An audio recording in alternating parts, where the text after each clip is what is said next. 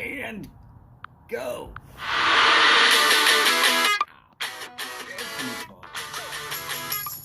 Howdy, y'all. Sorry I'm late.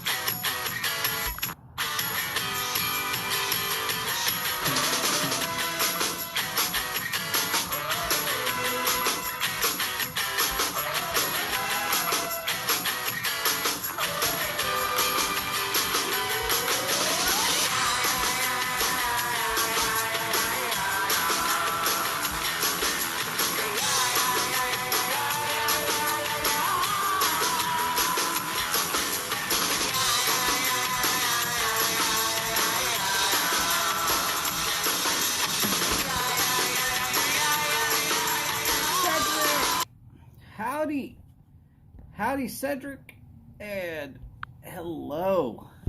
Now, I'm going to apologize for being late.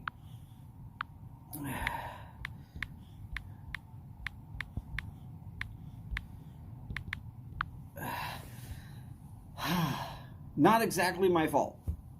Yes, my fault. Not exactly my fault. Let me explain.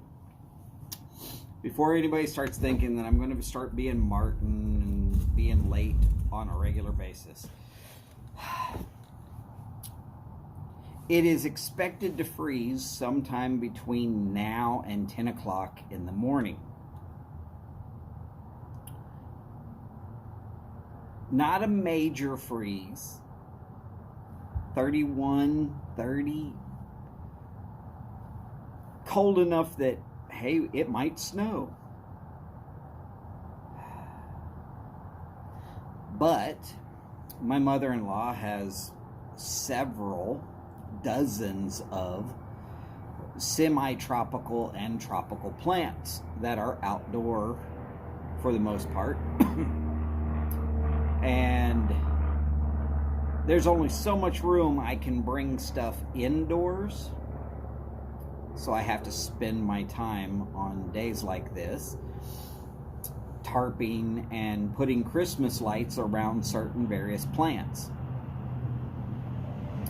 Such as, there's an aloe vera plant. Now, aloe vera is insanely useful for here in the Houston area where sunburn happens within seconds. For some people. Not for me, but for some people. And we've got one that is pot, dirt, and aloe vera. Probably weighs about 150 pounds. And I can't move it through the door without breaking all of the spiny bits that stick out over the side completely off. That's bad for the aloe vera, and well, then when the cats decide that they're going to rub up against it, then they leave sticky aloe vera sap all over the house. So that's not happening. So yeah, I've been, all day wrapping up various different plants and putting some Christmas lights out there in various spots to provide a little bit of heat. You only need 2 degrees worth of heat. Huva Ilta, Boris. Great to see you, sir. And of course, Cedric, it is also great to see you. And yes, sir, wrapping it up. Putting tarps or towels or whatever to basically keep what little bit of heat is around the plants at the plants, and to block off what little bit of wind would do damage to those plants. But like I said, my mother-in-law has several, and so the whole process, we do have a system, and it's pretty easy. And we've been working on it pretty much all day. And I was thinking, hey, you know what? We'll probably finish, and I'll be a little bit late. And I felt bad about that. But a pissed off mother-in-law I'm gonna live with for months, whereas y'all being mad at me for being about 30 minutes late, I think I can deal with the shame and dishonor of that. At least a little bit easier than the Boris. Yes, snow would protect the plants, except for we're talking about semi-tropical and tropical plants where they'll basically die off if I don't do something. The big major one, of course, is that aloe vera plant. And then there's a jade plant that is about 50 years old. And my mother-in-law is great with plants. Just a second, I got a big fluffy cat that wants in. My big fluffy baby cat. My big fluffy baby cat. Hey, look at that camera. Look at that camera. Oh, listen to him growl at me.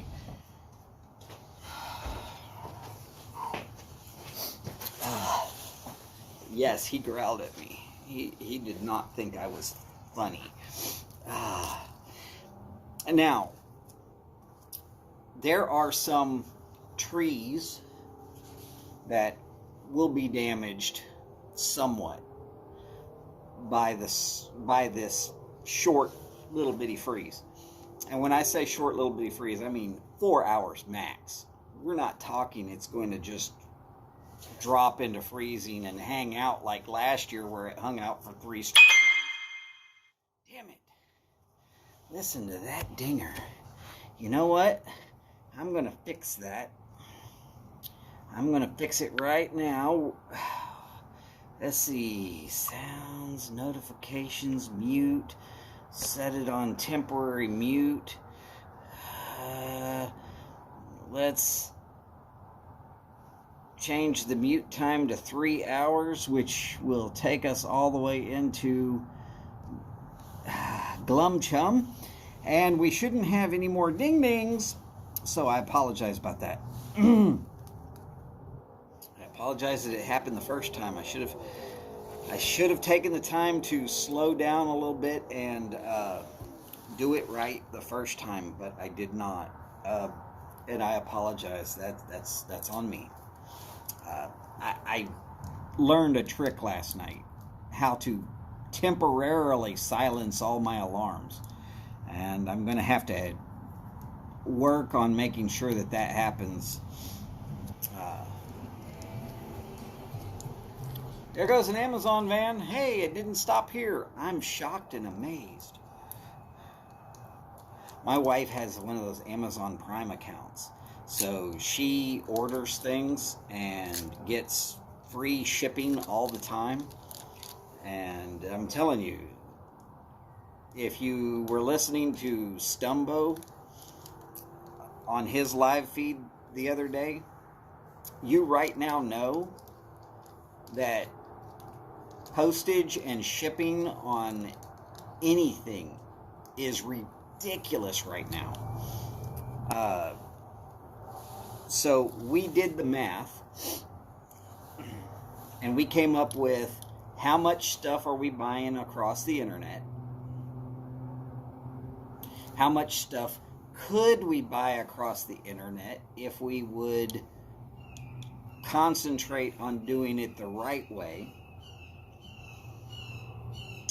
And how much would shipping be across the space of a year? And we started doing the math, and we figured out that the $100 a year for the basically, look, she got it way long time ago, and the contract that we somehow got them okay to do was $100 a year for life. That's all my wife's going to pay, $100 a year. She's got Amazon Prime for life. Now, like I said, it was from a long time ago. I can't guarantee you'll go find that now. But that's what it was when she signed up for it. And at first we were like, we're going to be within $5 or $6 for the free shipping every year. And then as this COVID stuff hit, we've been killing it. We would have been out easily $1 or $2 grand.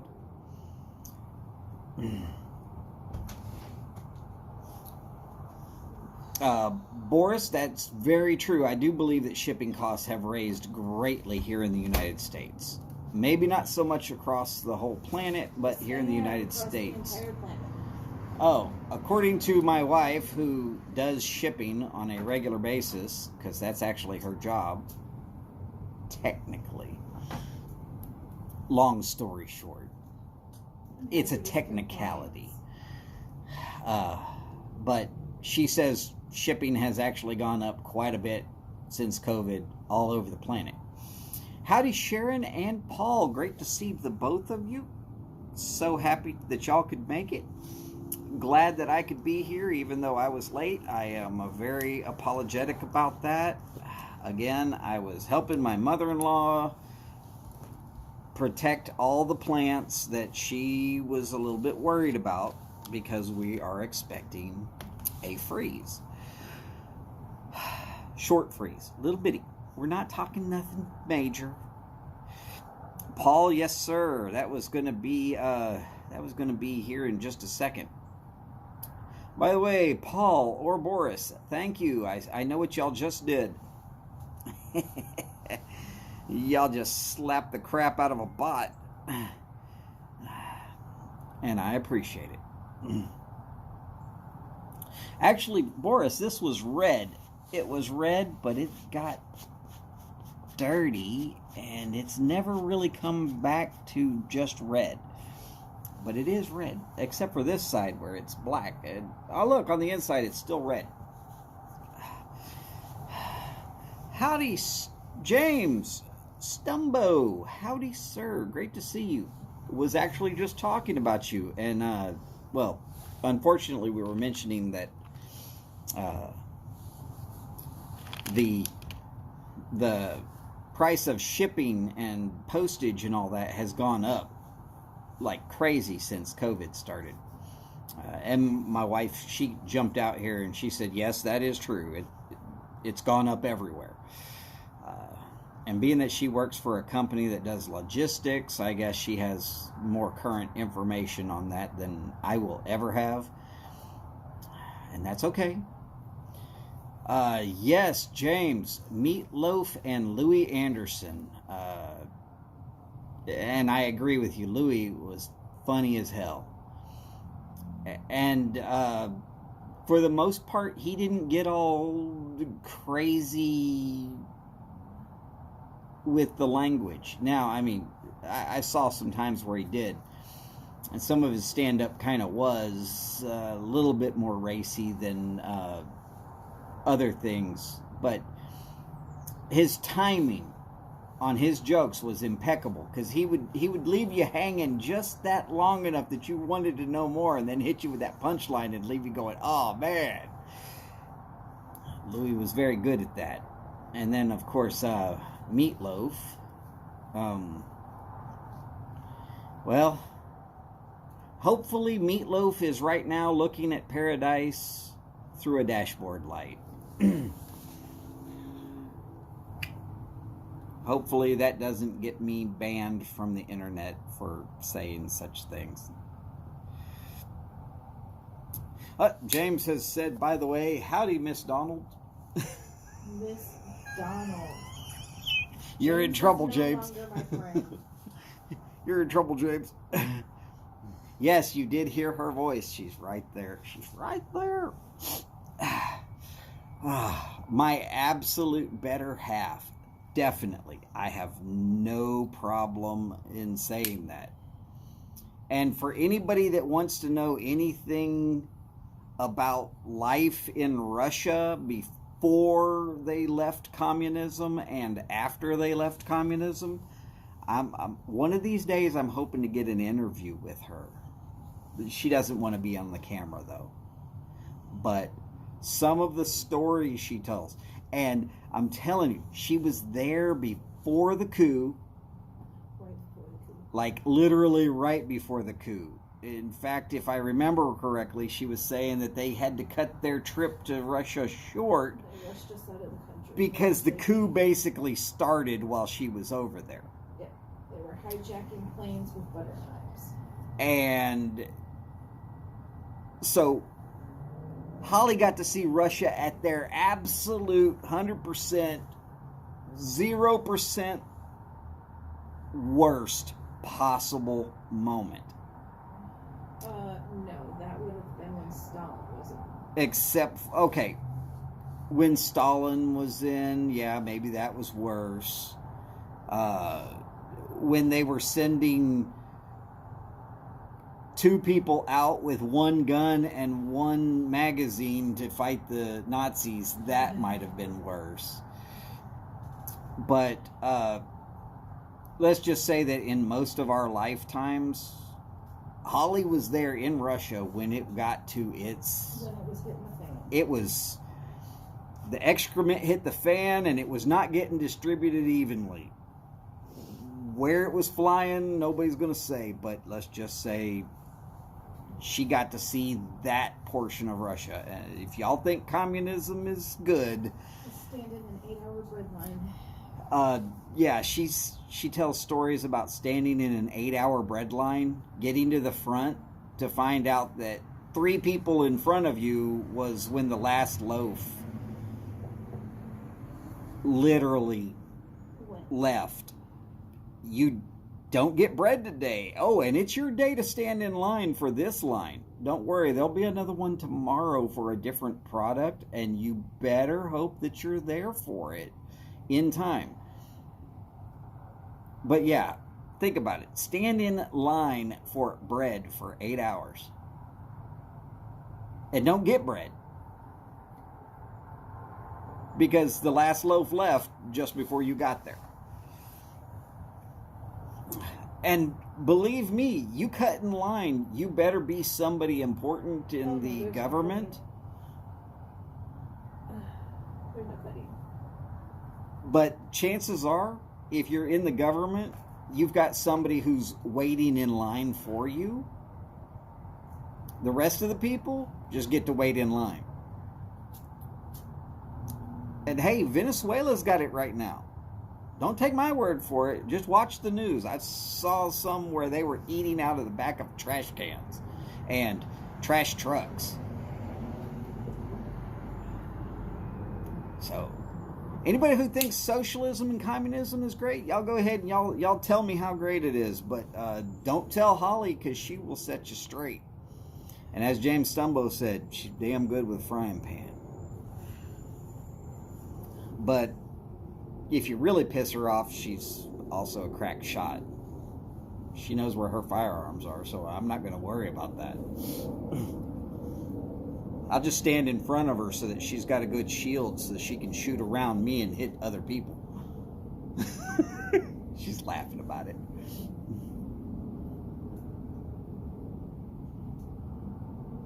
Woo, Boris. That is literally so close to Russia, you can smell it. If the winds blow in the correct direction. The secret vodka warehouse? Paul, I don't know. And Holly won't tell me. She actually just looked at me and said, I have no idea.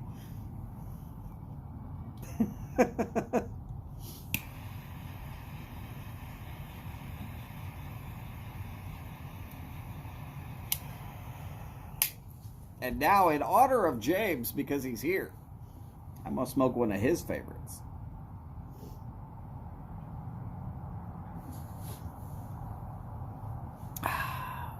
My father, La Bijou. It's a damn good stick.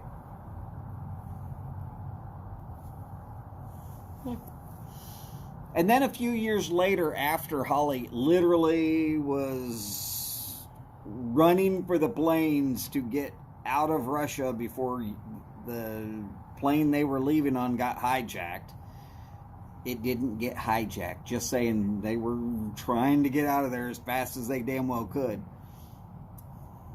Because yes, planes were getting hijacked. But a few years later, she went back to Russia after they had embraced capitalism. And she'll tell you that in just a few years, it was like a completely different country. Still a little rough, but way better. Don't have to take my word for it. I wasn't there. She was.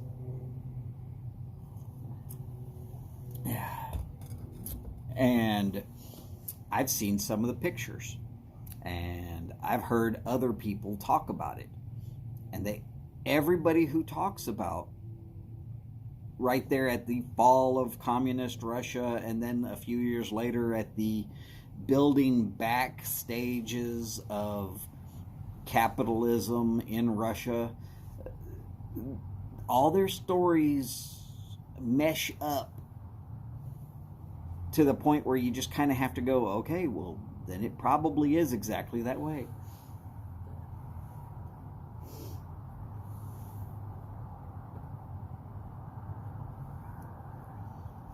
A secret warehouse of marmalade.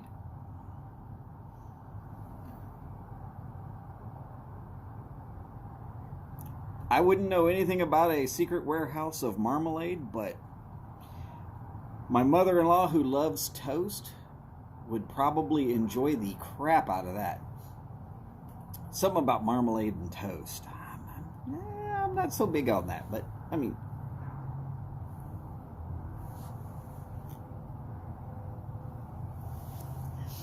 well, Cedric, if you have a local brick and mortar shop and they don't carry my father's lineup, it's not a good shop. There are certain cigar lines that you really, if you're going to have a shop, you really got to carry. Now, of the My Father lineup, there's one with a blue wrapper that's Don something or other. Don Pepin. I'm fairly certain it's Don Pepin. Those are good. La Bijou is good. And The Judge. I like all three of those.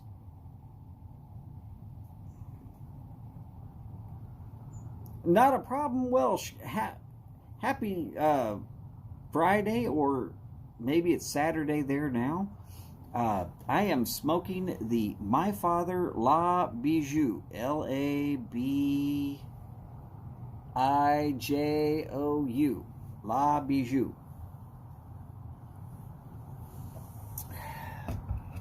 It means the jewel. Don't ask me why, but it is a damn good cigar.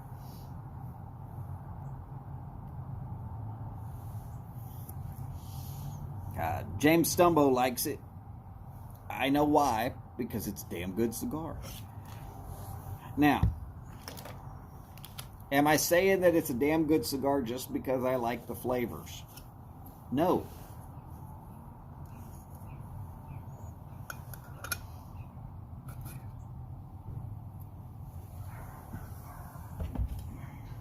I am not saying that it's a damn good cigar just because I like the flavors. I find it to be an exceptional cigar because I like the flavors. But that's my opinion. But let's get back to why it's a damn good cigar to begin with. It's going to burn in this perfect burn almost every time.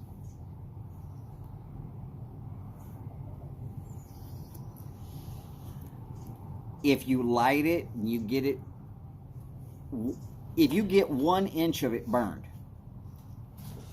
and you set it down and walk away for 5 minutes, You can come back and quite literally go,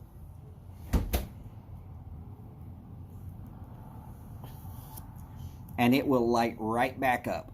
You don't need to touch it with a match again. You almost never need to touch this cigar up. Construction is premium. Flavors are great. The draw is right at what I call ideal, meaning there's just enough resistance that you feel like there's a little resistance, but there's not enough resistance that you feel like you're trying to implode your head when you're puffing on it. So much goes into creating a good cigar, and everybody knows that. But it's when they take the time to go really even a little bit farther than that, and they really put that effort into the truly great cigars. There's a difference, and it's obvious.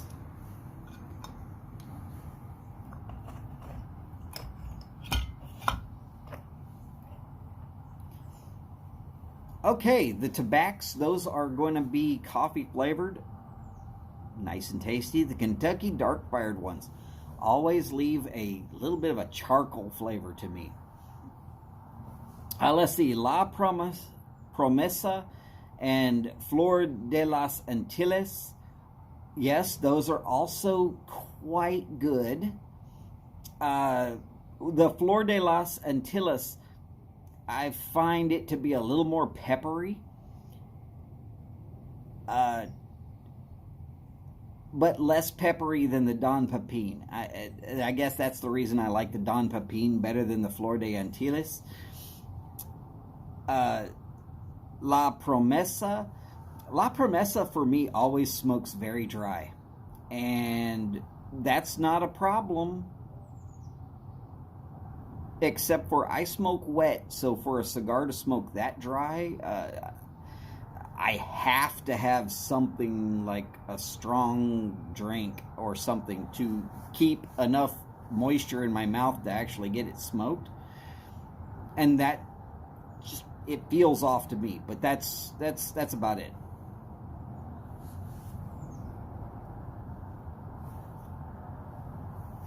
James, there is no problem with having an infused cigar. As long as you like them, that's what counts. And the tobaccos are made by Drew Estates, so excellent construction, reputable company. You're not going to get some crap that's a bunch of filler and barely rolled right. No, it's going to be a damn good cigar.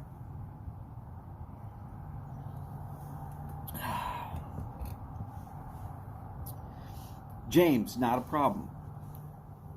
There is never going to be a problem with someone saying, I'm not really into peppery. If you're not really into peppery, I would suggest staying away from AJ Fernandez. AJ Fernandez is real peppery on a regular basis. So is a majority of the cigars put out by Arturo Fuente and Padron.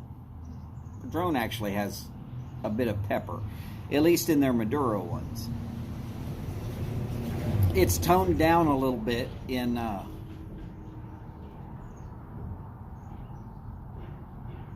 oh, okay. Sorry, James.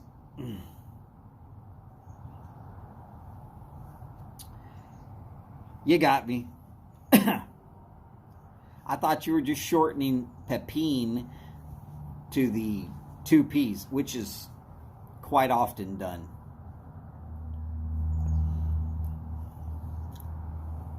Yeah, I'd leave the PP alone too if it was peppery.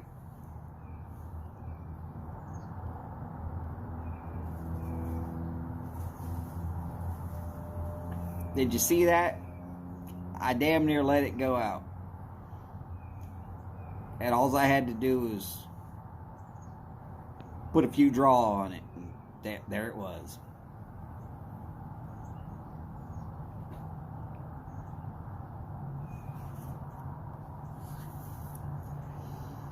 Yes, the Don Pepins are pretty close to Maduros.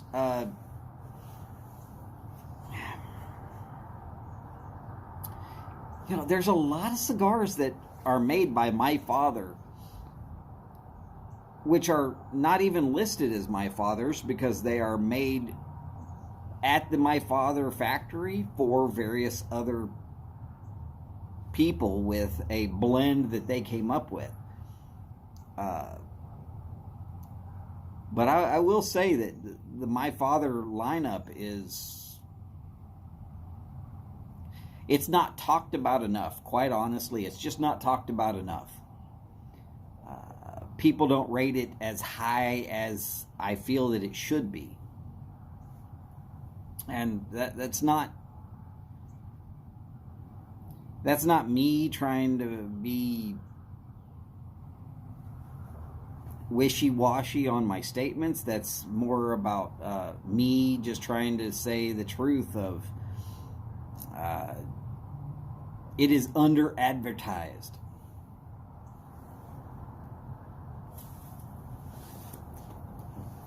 Cedric, that is correct. It is definitely underrated. Let's see. Uh-oh. That looks like a steak and a baked potato. I'm not going to say who it is that sent me a picture of a steak and a baked potato, but there's some ugly guy on the TV screen, and I got to tell you, that would give me indigestion watching that while trying to eat such a beautiful meal.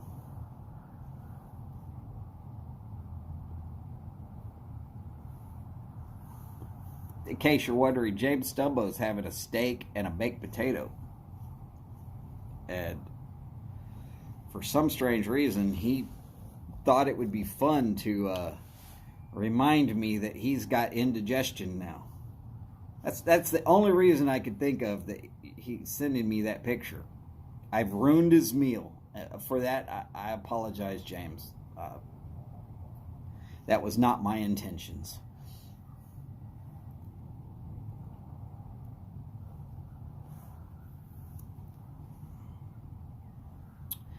I'd say some chocolate milk would fix that, but with you saying you've got some diabetes, I would steer off the chocolate milk. That could be detrimental.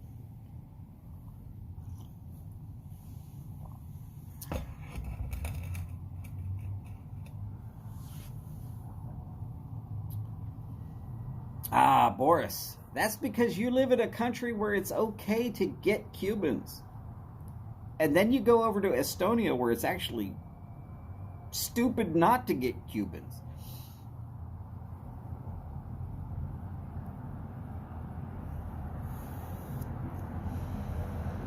I mean, okay, that opinion is, of course, listed as an opinion from a guy who's stuck in America and can't on a regular basis get a Cuban cigar other than by ordering it from a website and hoping that the customs agent doesn't decide that they're going to confiscate it because it's not technically legal. There's a technicality in there where they could do such things. And I've got a couple of friends that have gotten nabbed by that, and I will tell you that if you do ever get nailed by the customs people for importing some Cuban cigars through the mail, don't do it again, because they will flag your crap and they will be watching that crap like a hawk for a long time. Now, it's never happened to me, but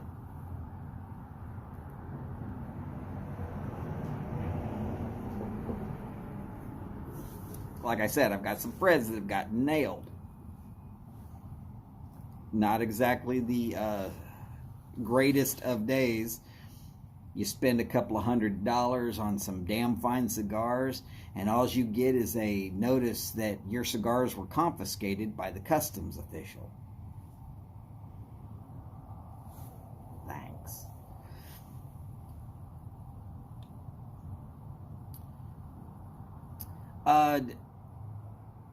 Welsh Piper, I'm not sure if my father does much business outside of the United States of America. They probably do, but I'm doubtful if they're shipping to any place other than Germany.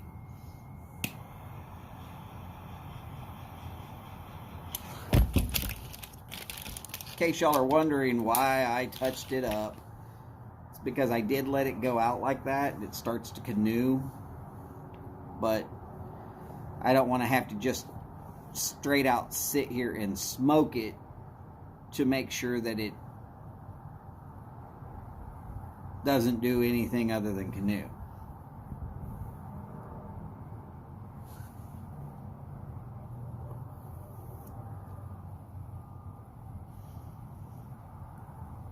Well, Boris,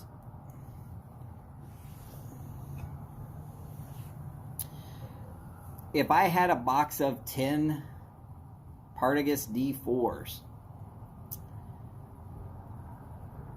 I could expect to resell those if I was to resell them here in America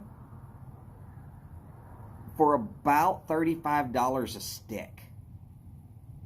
And people would willingly just say, oh, yeah, sure, not a problem.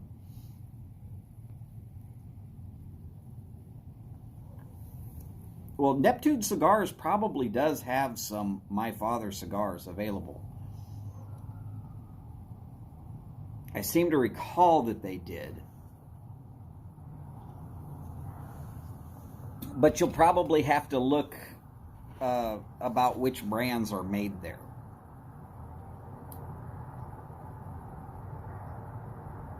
Okay, Boris, that's good to know. Now, part of the reason why I don't know about shipping cigars to Europe is because I've never had to look previous.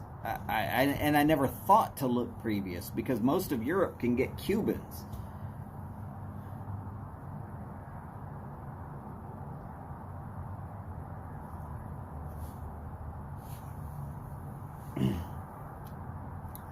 Which feels like a billy club to the back of a head, really. Y'all can get great sticks. Why are y'all asking about the sticks we can only get in America?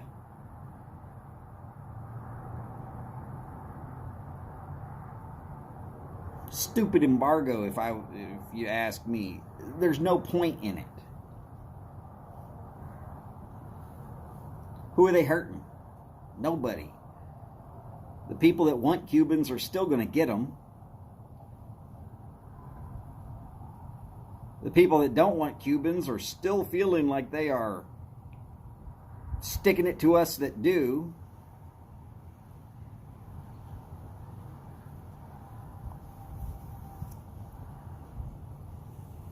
Paul, I did work at a cigar shop. For quite some time I worked in a cigar shop. Which is part of the reason why I am good at it.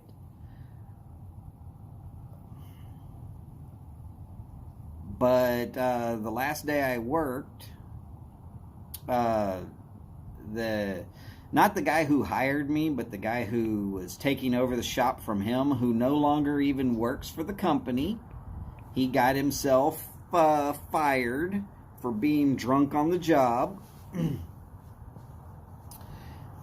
I'm not saying his name, but that particular guy.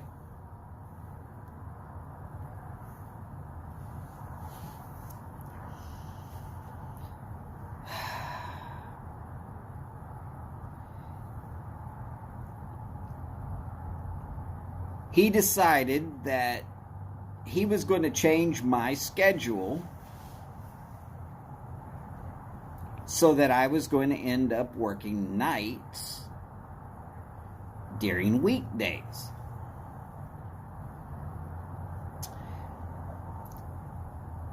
And I told him,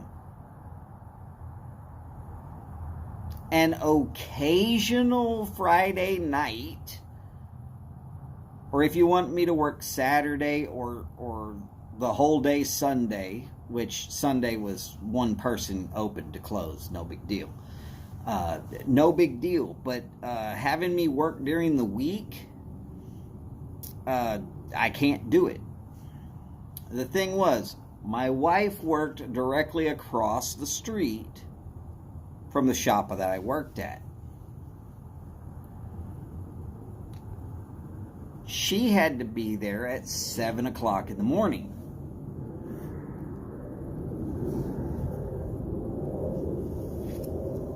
So at 7:01, no later than, I was pulling into a shop that didn't have to be open until 10 o'clock in the morning. I could answer any emails. I could put together the list of this and that and the other to order. I could give an inspection on the lounge, make sure everything was ready. If something extra needed to be done, I could do it. I opened. I worked until 4 o'clock.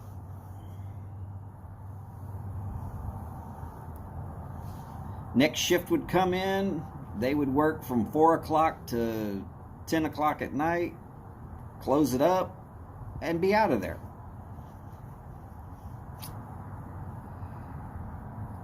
Well, the problem with it, the whole thing was, like I said, my wife had to be across the street at 7 o'clock. At 4 o'clock in the afternoon, she got off work. So for me to be there early, and that's no big deal, at 4 o'clock to leave and go across the street, pick my wife up, and then go home, still no big deal.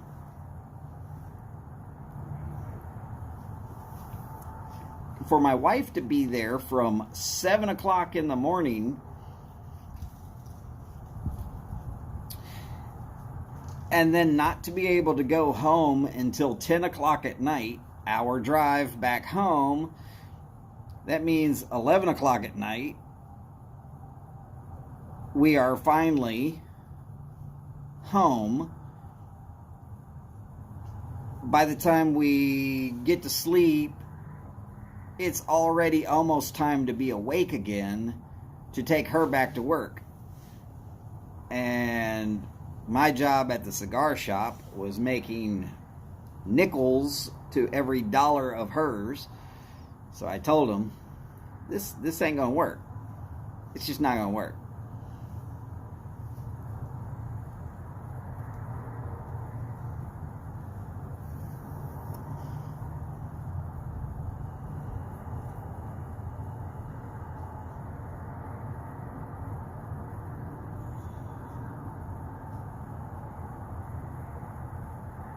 Oh, very cool. Sweden's got a shop right next to the border. Smart for Sweden. And Monte Fortuna, I believe you're correct that it is Switzerland.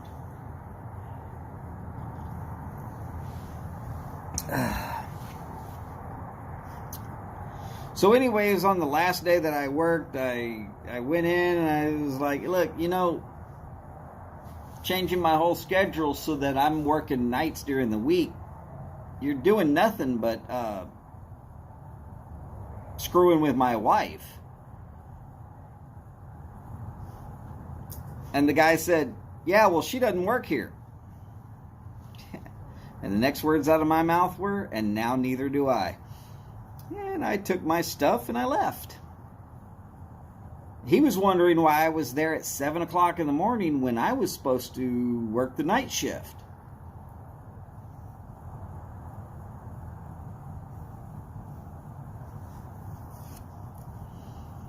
Also, he showed up late for when he was supposed to be there because that was a day when the cleaning crew that was supposed to be there was supposed to show up, and he didn't show up for almost 45 minutes after they were already there.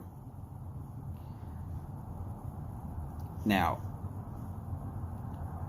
they wanted a professional crew to come in and clean everything.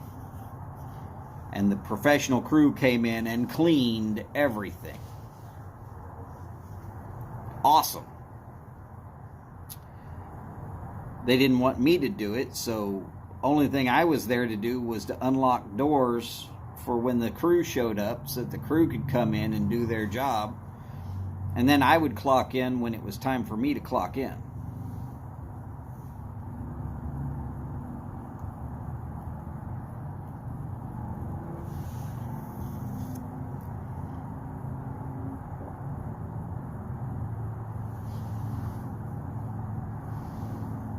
I wouldn't doubt that Michael Jordan does smoke Partagas. I didn't know it was the Lusitania, but I wouldn't doubt it. Now, I do know that he does enjoy fine cigars, and the shop that I was at quite often had some extremely famous people come through the door, as far as sports stars go.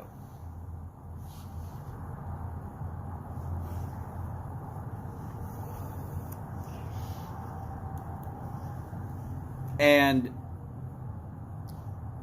one of the things that we did at the shop that I worked at, that most of these sports stars, they word of mouth to other sports stars. And they let them know, hey, this place is cool.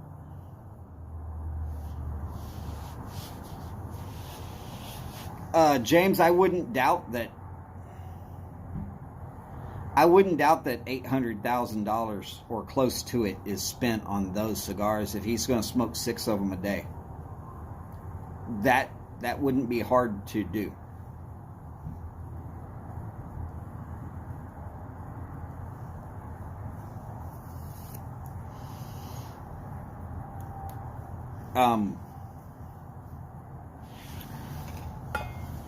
They're freaking phenomenal. I'm not gonna lie, but I try not to talk about the unicorns and the ultimately high-priced ones. Mostly because I've not had that many of the high-priced ones to ever really compare them out to anything. But like I said, we would have sports stars coming through Houston, and they would stop by our shop because other sports stars that were in Houston would stop by our shop, and they all talk, whether they're sitting there on an ESPN stage chatting it up or whatever. One of our regulars that lives here in the Houston area and smoked cigars on a regular basis with us, played for the Cleveland Cavaliers with LeBron James, and has talked with Jordan and has talked with Barkley and Shaq and a bunch of these other, and a bunch of football stars have come through that shop.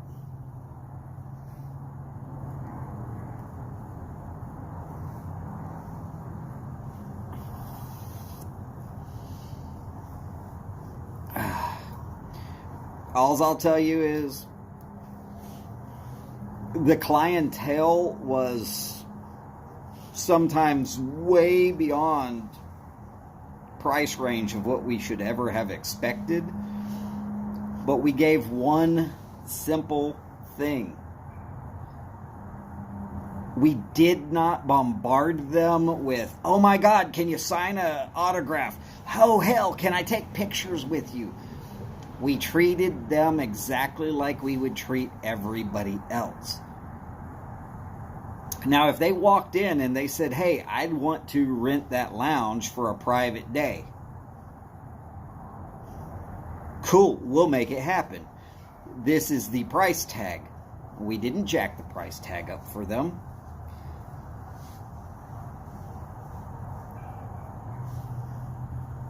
It's just the way it was.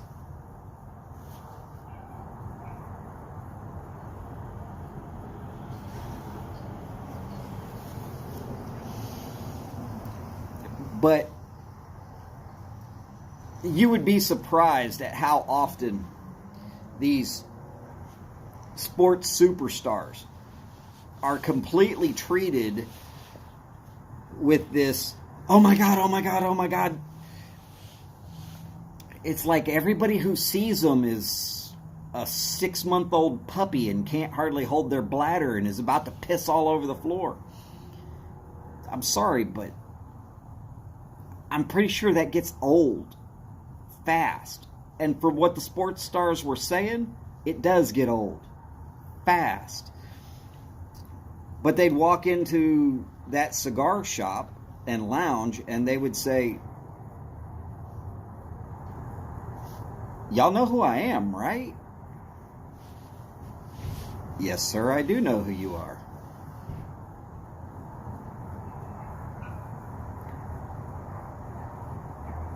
You're not jumping out of your skin to get an autograph or nothing like that?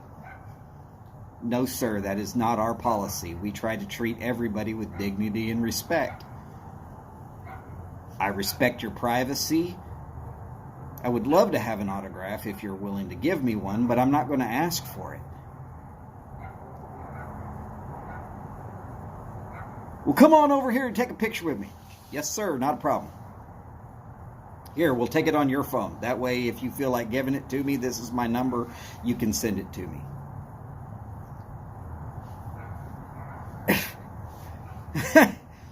And there it was.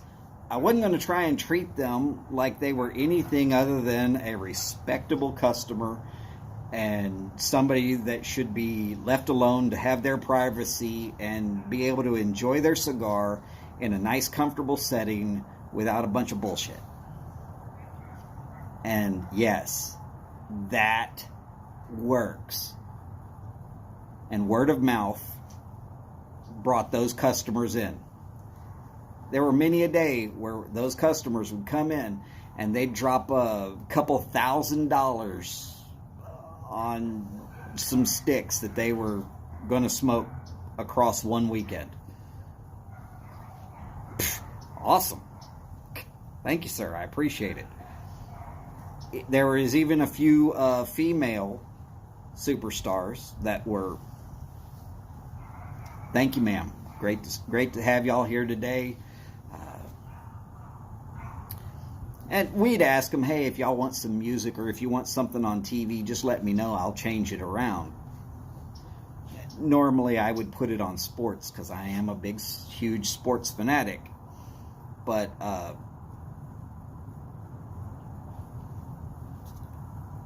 not everybody who walks in wants to hear nothing but sports every day if that's all they do every day anyways.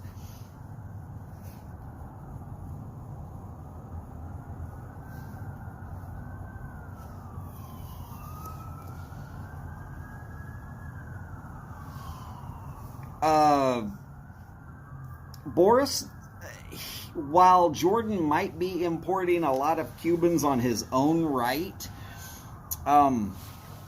Altadis, the ones that own Monte Cristo,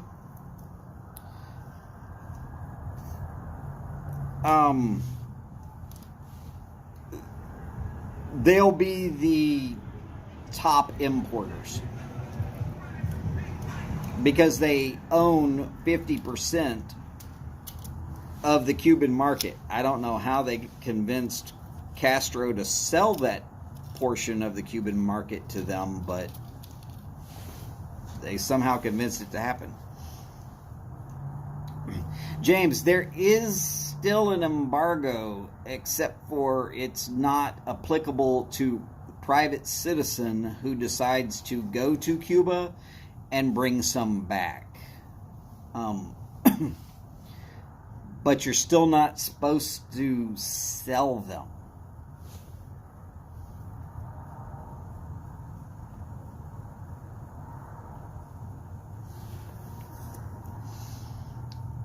And we even got the FDA in there one time because somebody decided to tell the FDA that we were selling Cubans, which we weren't. But somebody went in and said that we were. No, we were selling Cuban seed cigars, which is legal. That means that the seed for the plants came from Cuba, was planted somewhere else, grown, raised, rolled, cultivated, all of that outside of Cuba.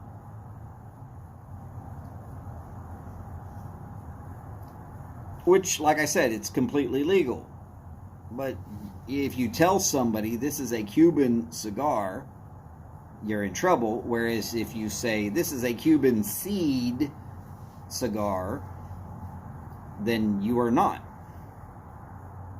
So when the FDA walked through the door, they were like, tell us where your Cubans are. I don't have any. I have Cuban seed, and that's as close as it goes. Anyways, after looking through all of our back stock, which was real easy in that particular shop,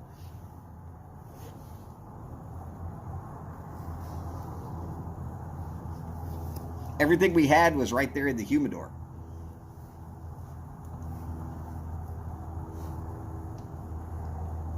Howdy, James. Great to see you, sir. Just for curiosity, James, have you met James? Because there's Stumbo and then there's James. In case y'all are ever wondering how I differentiate between the two Jameses, Dingus McSwine II is, of course, James! Because I started doing that for some strange reason, and then he commented that I do it, and so I kept doing it. And then, of course, there's Mr. Stumbo. And both these Jameses, I completely enjoy their company and respect their opinions.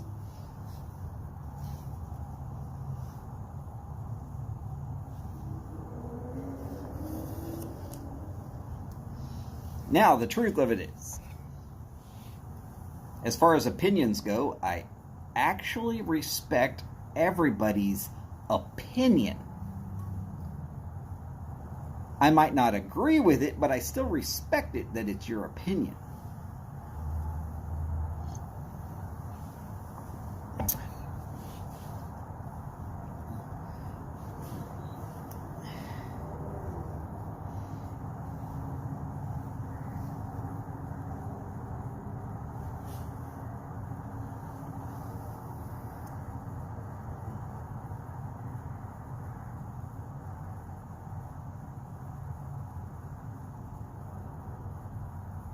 Oh, yes.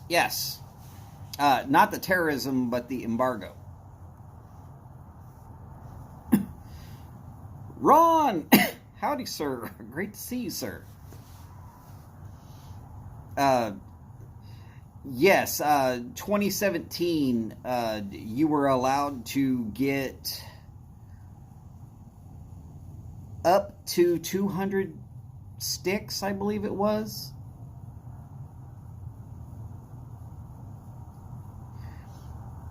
But before Trump, it was only 100 sticks, which, like, yes, as you said, Obama actually made it possible.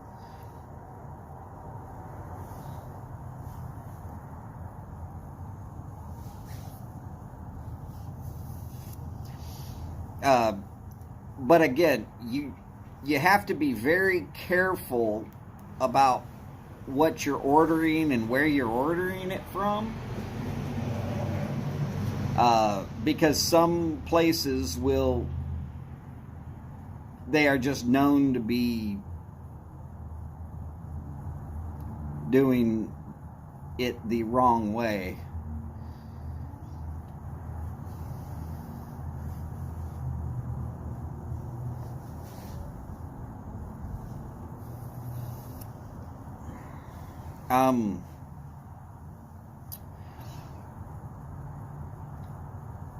as long as Cuba stays with communism, I don't believe that the embargo will ever be fully lifted.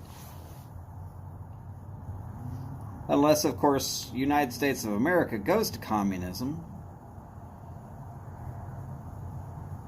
And I've got to believe that sometime before that happens, I will no longer be living, so I will not live to see that happen.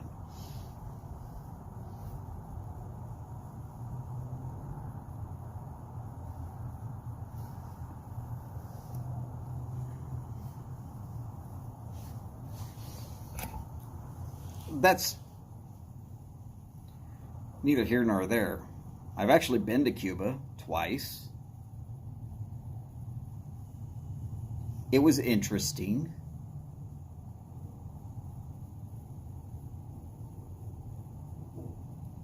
One time I took a tour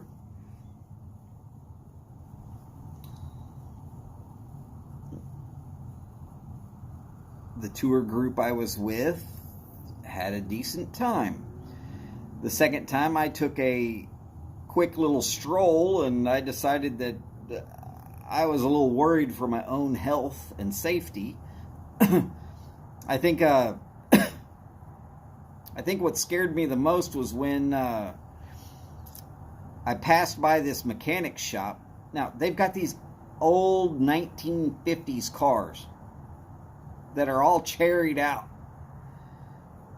But you see them at the mechanic shop, and you're like, hey, what's going on here? And my broken Spanish and their broken English, we could basically talk a little bit.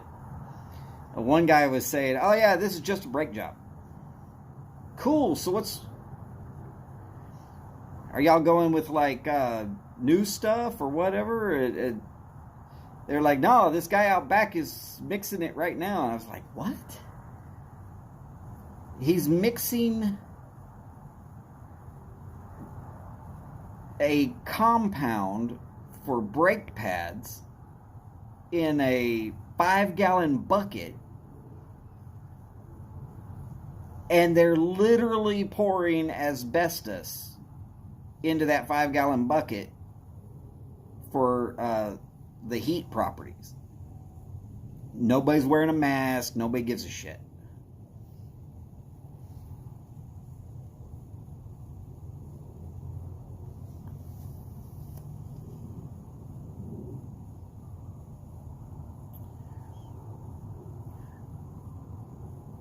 Yes, Welsh, we are able to order them. You got to order them from places outside the country, and you'll have to wait until they get shipped. But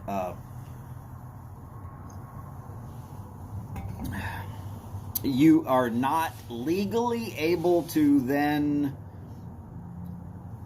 say, if somebody walked up to you right after you got your supply of Cubans and they said, hey man, $20 for one of those, you can get in trouble for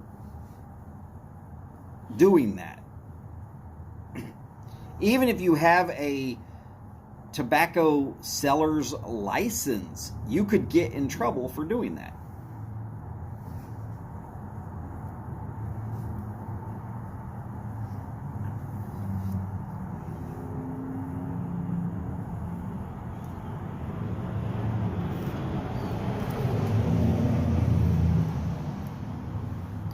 Oh, Boris, yeah, definitely the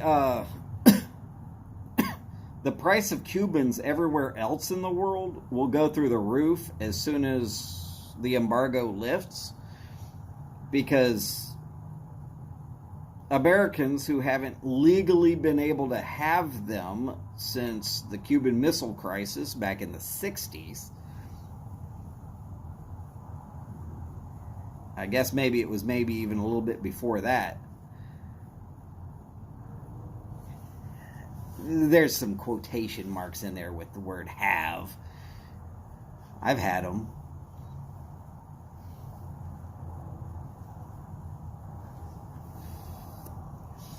But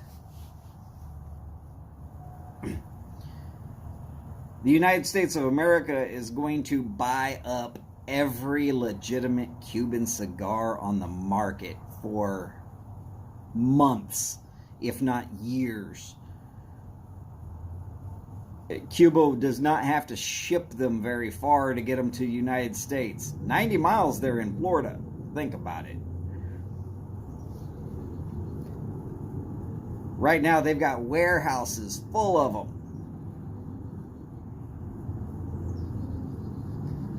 They'd basically send a super tanker sized ship over there and just take everything that's on the shelves.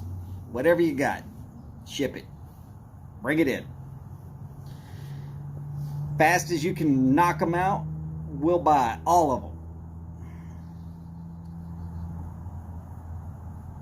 America would have so many Cubans, it'd be ridiculous.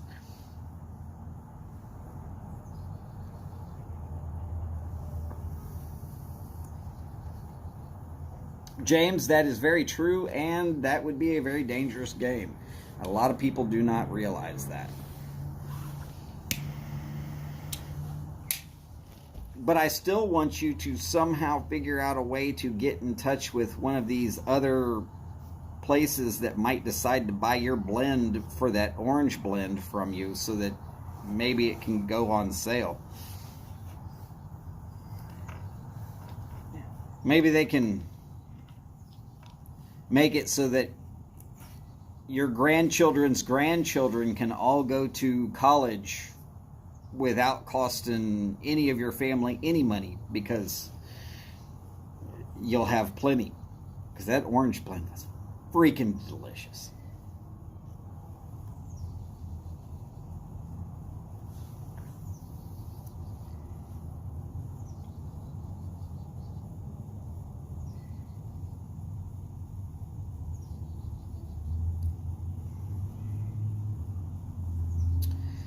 James, I agree with you.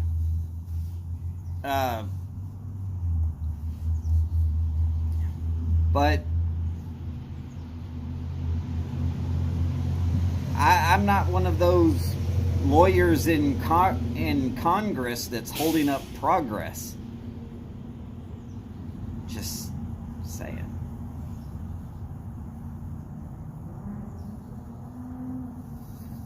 Oh yeah, when China finally really kind of entered into the cigar market, there are a lot of Chinese people that are now smoking cigars, and they buy up as much of the Cuban cigars as they can get.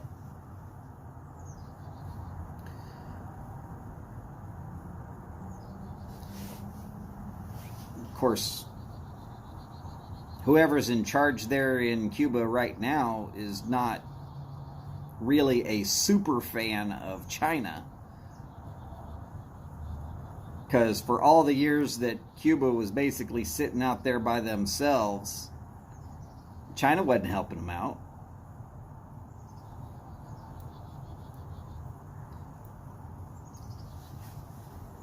It's really only been in the last, maybe 5 or 6 years.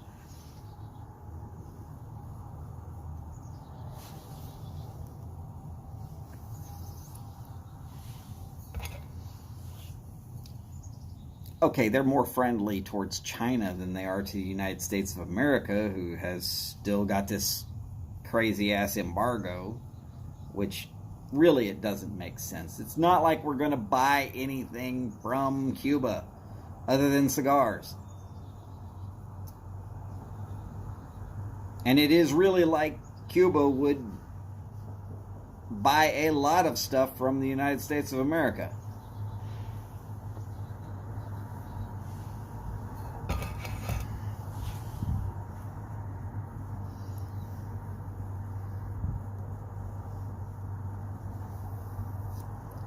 Well, James, even if I was to see a cigar that I knew was exactly right, if it was on Wish, I wouldn't buy it anyways.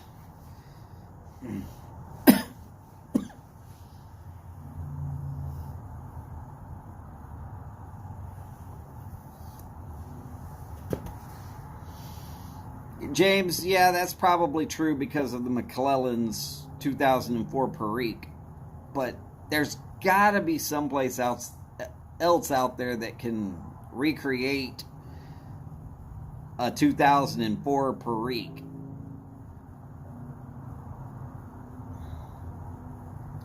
There are various different ways to, because if it's just Perique,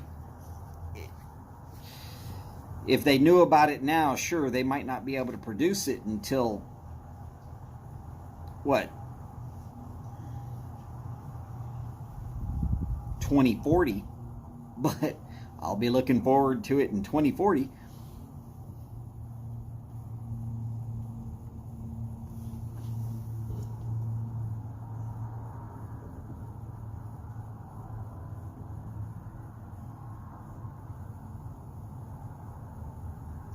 And as James said, yes, there is a ton of fake Cubans out there.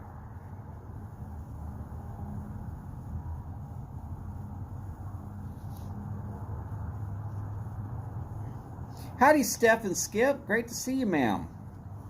Hopefully Skip is there as well.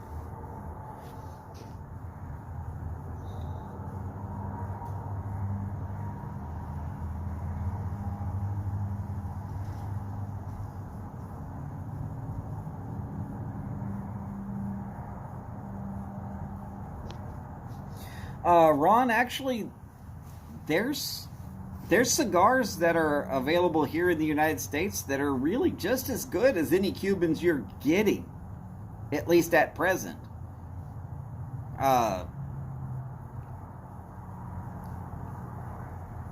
It all depends upon the specific preference in taste, whether that's for everybody or not. It's hard to say. I mean, they wouldn't have to lower anything for me because I'd be on Hoya de Monterrey Epicure number 2s, and occasionally I'd be doing the Partagas D 4, 5s, and 6s, depending upon how I felt that day.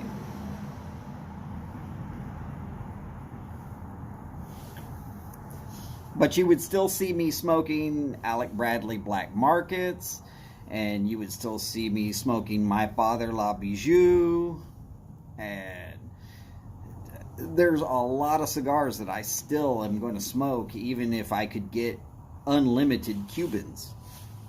Now, would I smoke them quite as often? I doubt it. But would I smoke nothing but Cubans? No. Because I'd hate to be so burned out on Cubans that I didn't find them to be special enough that I actually wanted them.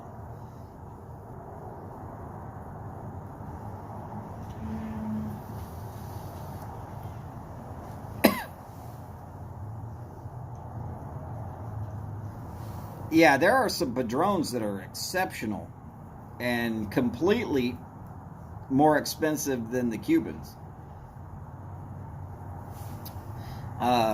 There's an H. Upmann 175th anniversary cigar that I'm going to tell you blows most of the Cubans I've ever had out of the water.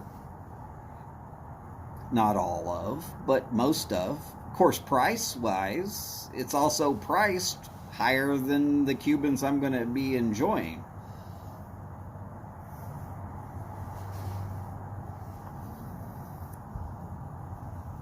Well, Ron, it might be true at your local B&M, but I don't believe it would be true across the board. Howdy, Ben. Great to see you, sir.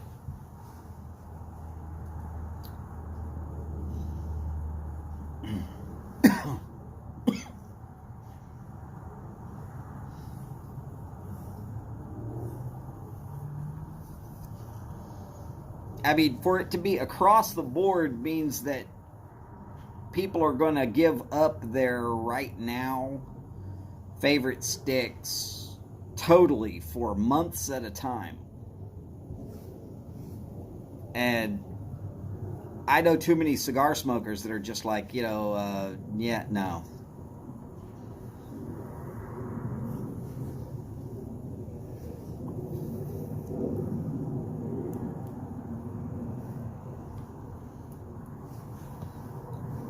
Right. So, I mean, if I could get a weekly Partagas D4 for about $10, yeah, I'd have probably one a week.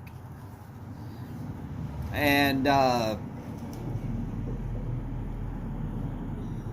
for the average daily smoke, $5 to $7 for a Hoyo de Monterrey Epicure number 2. Okay. But I'm not going to smoke that same cigar every day. In fact, except for the black market, which y'all have seen me smoke extensively, I almost never have the same cigar back to back to back. Because I like variety. I don't ever want to get burned out on any one cigar. And I know a lot of cigar smokers are very much like that as well. I mean, there are some that would go straight Cuban and that's it. They would never touch another stick ever.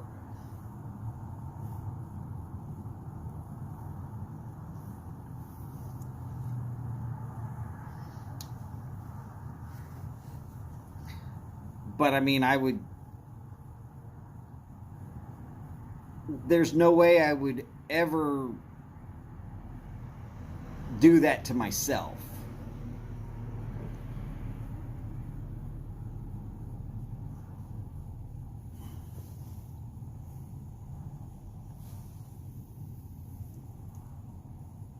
Oh yeah, they've been saying that they've been telling you correctly.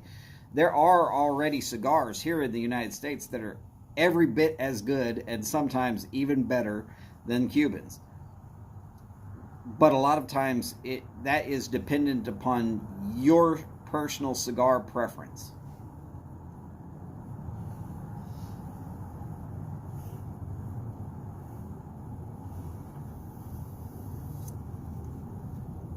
So, James, yeah, see, I mean, there is that. And no, I don't smoke a cigar every day. I might smoke a cigar every day for a week.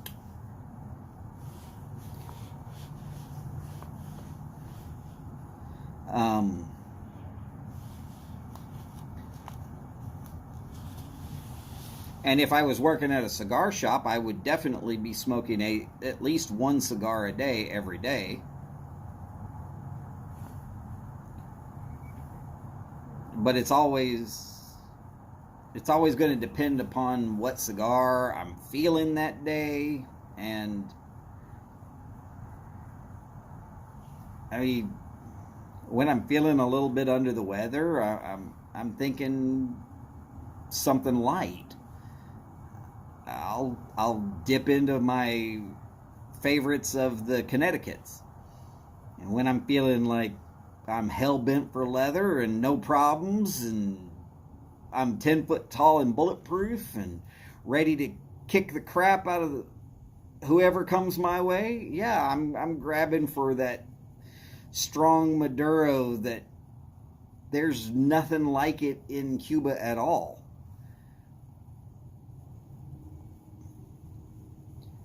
I mean, seriously, if you want to try something crazy, find a Cuban cigar that's as strong as the Punch Diablo. You won't. Good luck. You're going to spend the rest of your life looking, but you're not going to find it.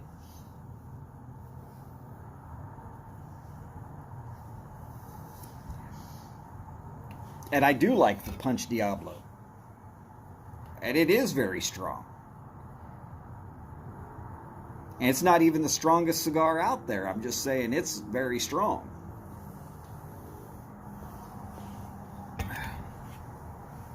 There's a triple Maduro Camacho that be ready to sit down and enjoy that if you can enjoy a cigar that is that strong. There's some double Lajero from LSD that will completely fold you up like a grandmother with a basket of laundry.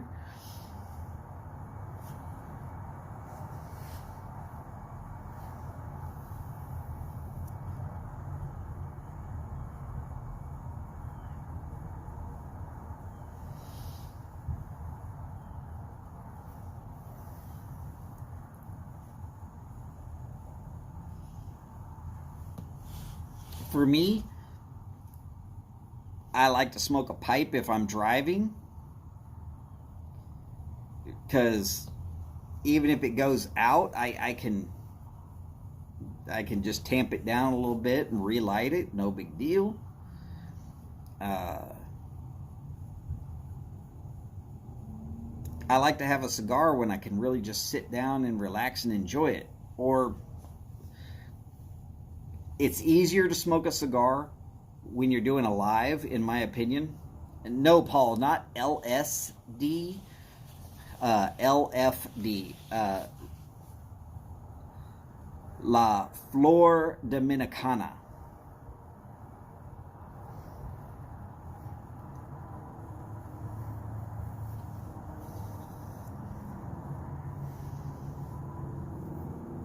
But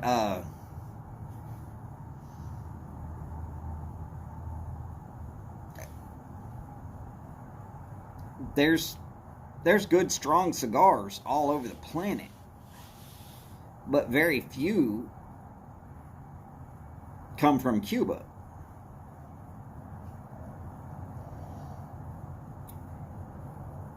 Now there's a certain taste that comes out of Cuba that's untouched anywhere else in the world. Okay, I can admit that. And I do like Cuban cigars. No questions. Straight statement of fact.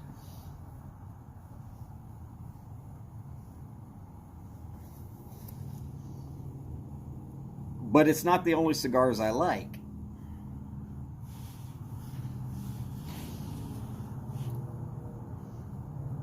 Oh, and if you like a good peppery stick, yeah, you're out of luck as far as Cuba goes.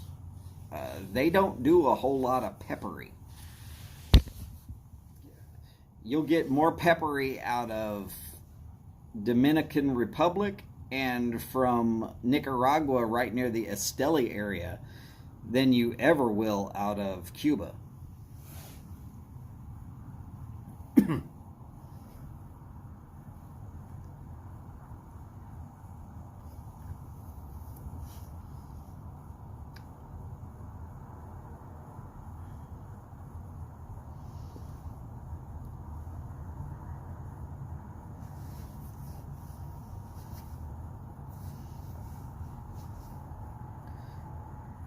James, yes, as Boris just pointed out, he was quoting the price in euros, which that's going to be about $15.75, $16 in United States.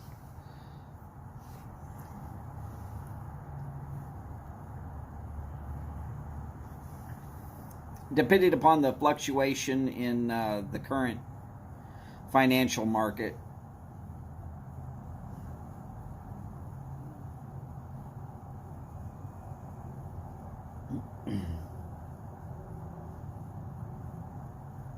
I mean, the euro is pretty close to the United States dollar, but like I said, small fluctuations can, across whatever price tag, can make a pretty good little dent.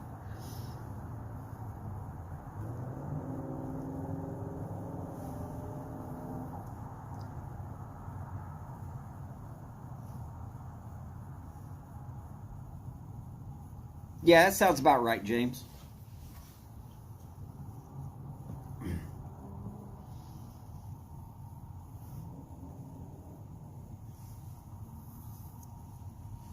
Now, is that before or after shipping? Or is shipping included?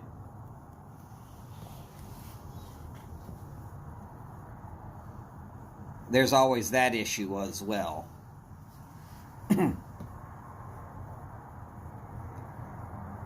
Oh, before shipping. Great.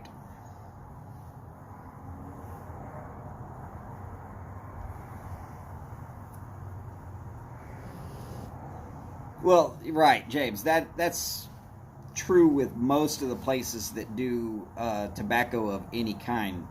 If you're going to drop $100, yeah, we'll ship it to you for free. We'll eat the cost on shipping.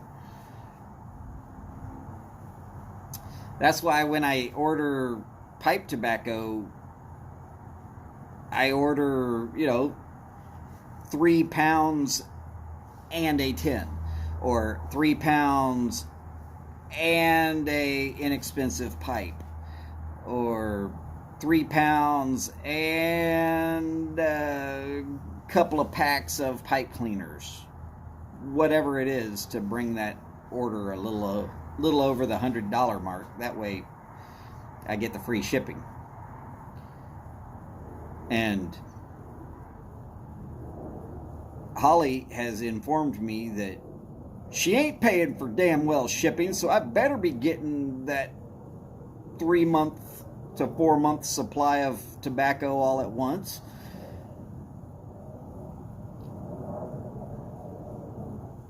Yes, ma'am. I certainly will.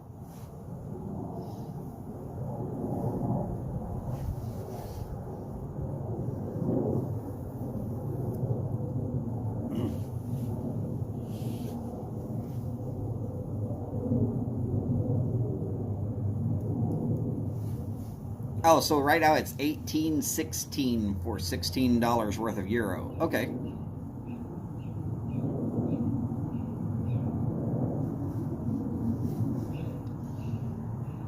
See, the problem is at this onset, you got to be aware that you're going to throw down $100 worth of product.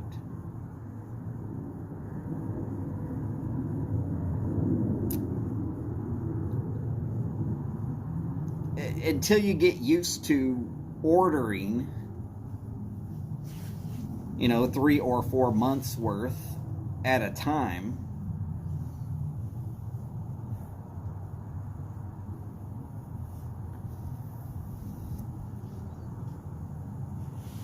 But if you consider that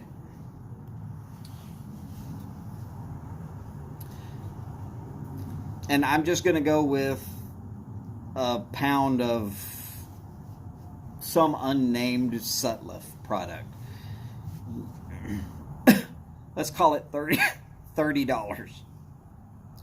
$10 shipping. So you're out $40 for $30 worth of product. So you order 3 pounds of various Sutliff product, and you're at $90.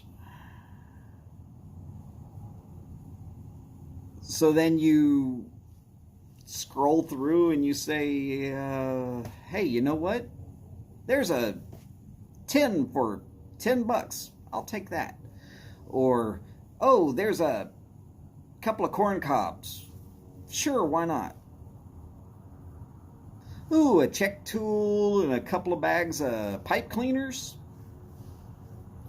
You do the math. You get it to that $100 range. Once you get, let's see, the craziest one I got to was $101.17. Howdy, Robert. Great to see you, sir.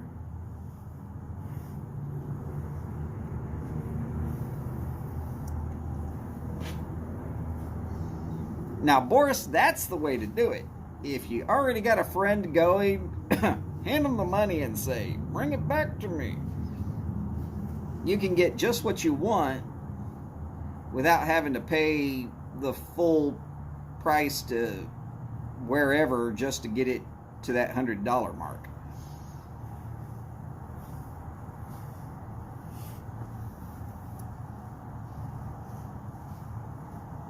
And yes, I do smoke about a pound worth of pipe tobacco in a month.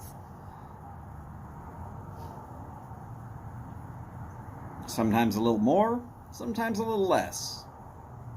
Depends upon how my week goes. Since this damn cedar's been blowing in, a bit less. I've been choking and hacking too much to smoke 4 and 5 bowls a day. But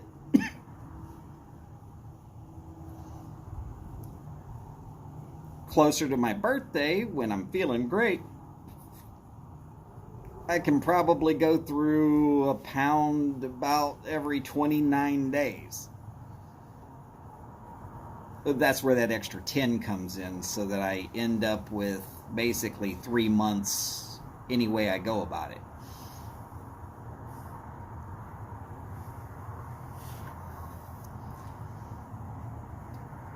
But you know, you get your ready, steady maintenance style, and then you get a 10 of something really nice. And you kind of just decide on, hey, whenever it's that time to smoke that 10 of something really nice, that's when I do it. I mean, every once in a while you'll find something that's that rare, you can hardly ever find it, and you just say, hey, cool. Now, unfortunately, the other side of buying 3 months at a time is when you get stuff like esoterica drops that everybody's going for, and you're a month and a half away from making your next order. You're like, yeah, oh, great, so what? Looks like I'm out.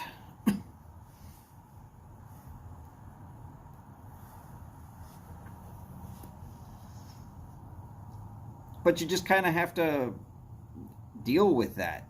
But I don't chase unicorns anyways. It's no big deal. I just sit back and say, hey, you know, that's awesome that some of those unicorn blends get out there for people.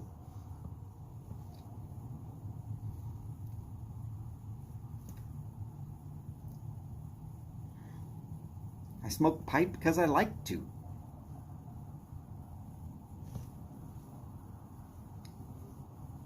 Same reason I smoke cigars, because I like to.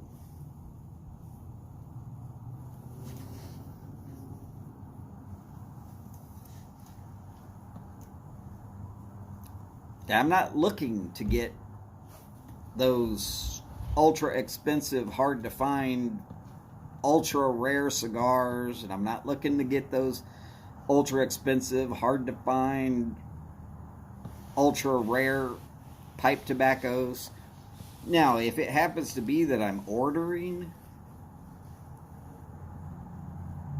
and I happen to come across something that I'm really looking forward to,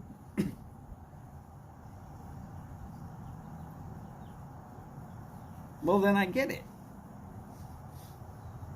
I just have to arrange my order so that I'm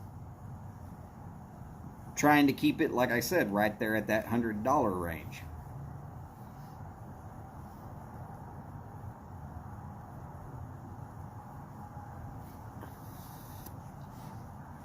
Now, I will tell you,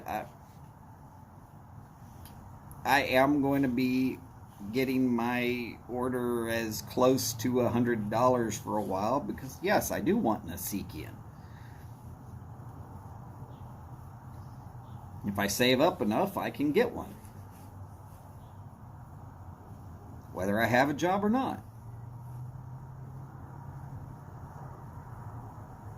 But I budget myself very, very tightly, which is why I say, look, I'm blessed. I might not have a job right now, but I'm blessed. I'm doing okay.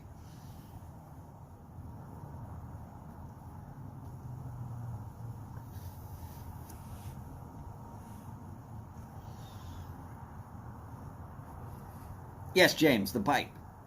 And you're right. The esotericas are really only really expensive when there's not like a drop that just happened.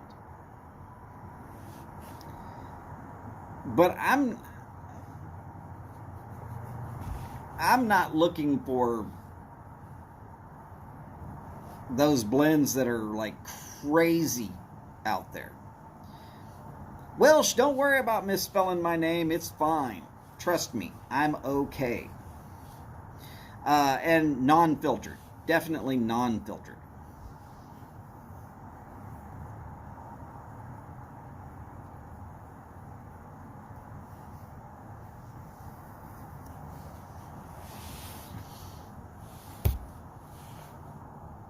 Yeah, I've paid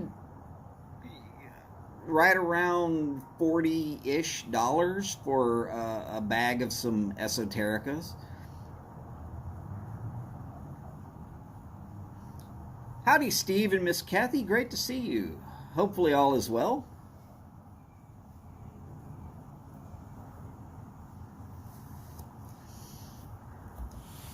Now, when I run across a tin of esoterica that just happens to be at the right time while I'm ordering, if it's not crazy ultra expensive, I'll get it.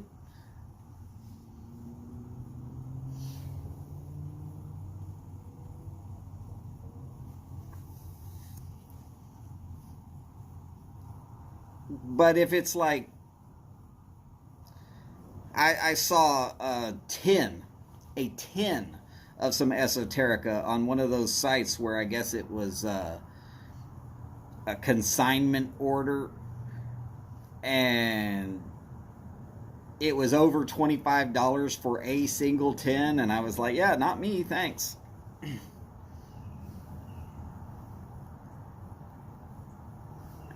And I've seen other people say, oh yeah, $25 for a tin of esoterica. I'd have gone there. You can. I'm not telling you no. I'm just saying I wasn't going to go there.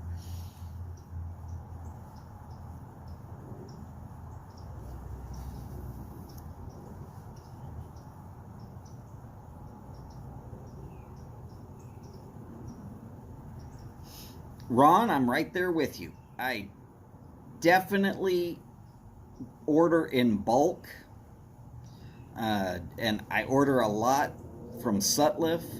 I know people say Sutliff has got a bad name, but you know what? McBaron is Sutliff.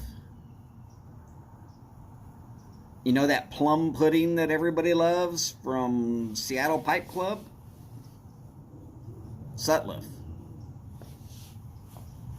There's a lot of blends out there that are secretly Sutliff.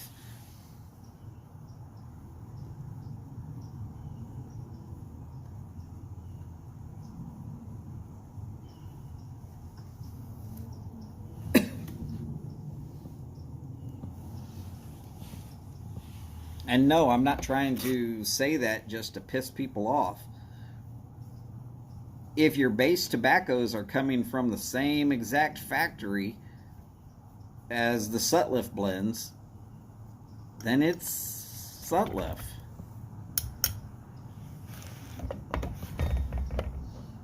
And I'm kind of blessed because I like Englishes and Balkans.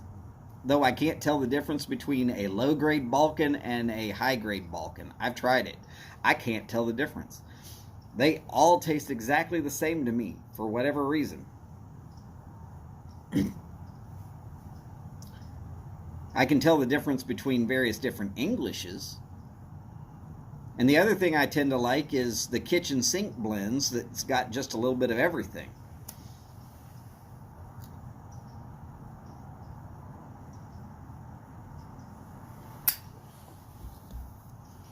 Such as Sutliff Voodoo Queen.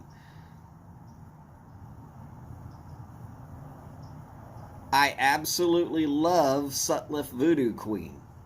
It's a kitchen sink blend. It's got a little bit of everything in there.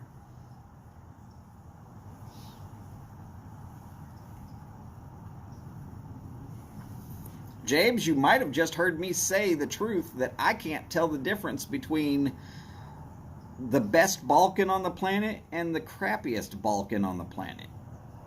I could tell you I like both, but they taste exactly the same to me. A Balkan blend, if blended as a Balkan, to my taste buds, it does not matter. It still tastes great. So why in the hell should I spend all that money on the highest grade one when my taste buds can't tell the difference?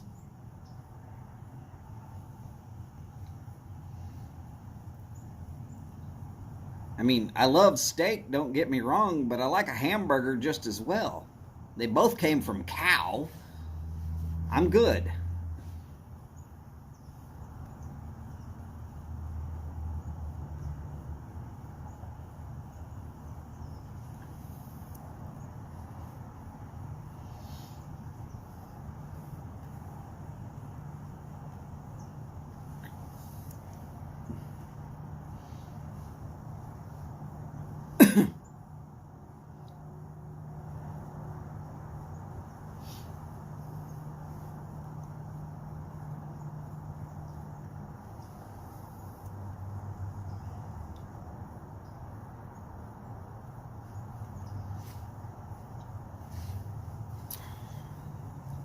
Yeah, Robert, you pretty much got that right.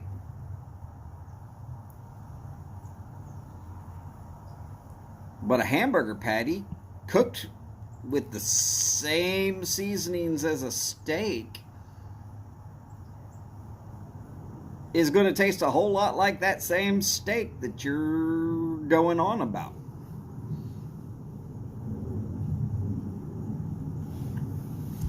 Now, difference there is, I can tell the difference between the flavors of hamburger and a steak. But if I couldn't,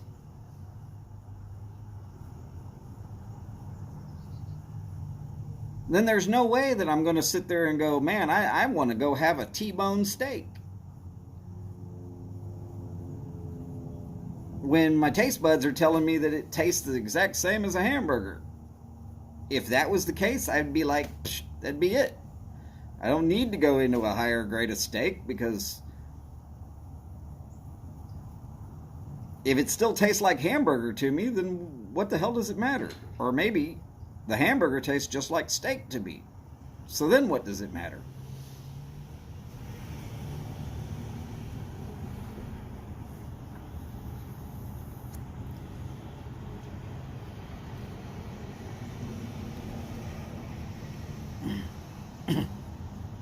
Yes, I am a little bit out there. And sure, I do use extreme analogies.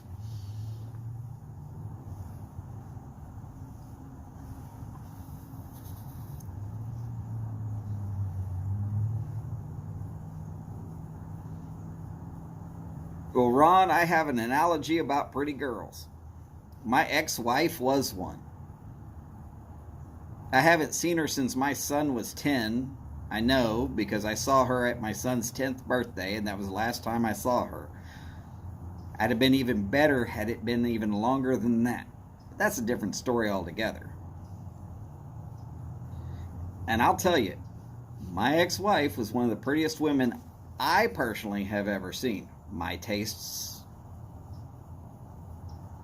sure, but still. Outward appearance, my ex-wife, beautiful. There's that evil streak inside of her, though, that just really, I am so much happier without.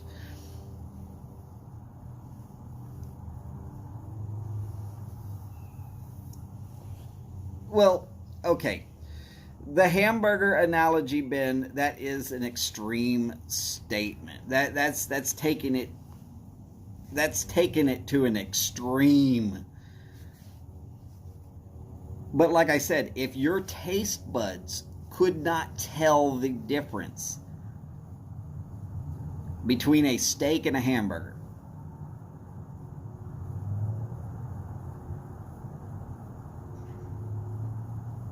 would you spend the $18 on a single T-bone Or would you spend the $8 on a big pack of hamburger that weighs roughly the same as your steak? If your taste buds can't tell the difference, at that point you just...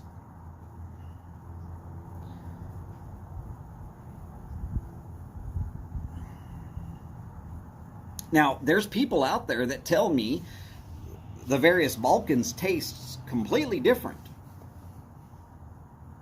And I'll agree with you, because for you it does.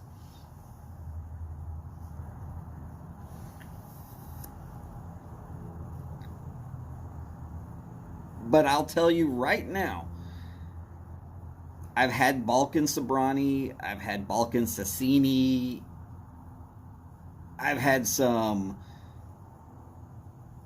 no name that was listed as Balkan. I've had some Sutliff that's listed as Balkan, and I've had some Sutliff that says it's a match. And I ran this experiment upon myself. I cannot, to my taste buds, I can't tell the difference.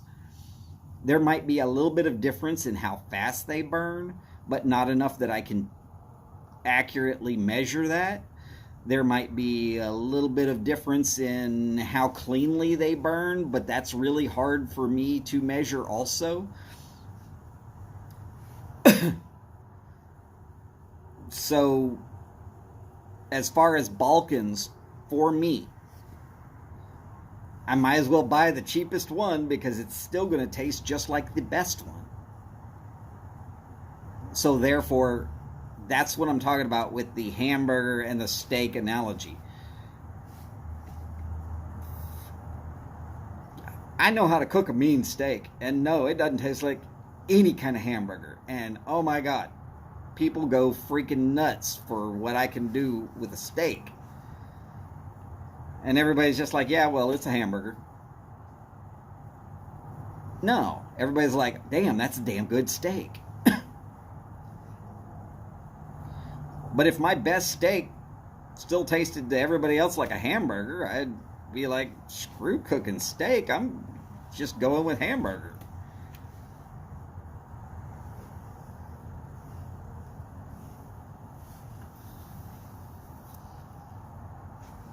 I mean, yes, I want every meal to taste like prime rib.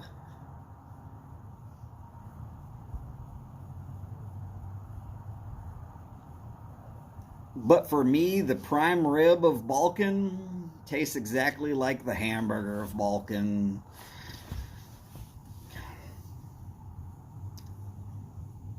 That was one of the things that got me out of doing reviews of tobaccos. When I finally realized I can't tell the difference between any Balkans.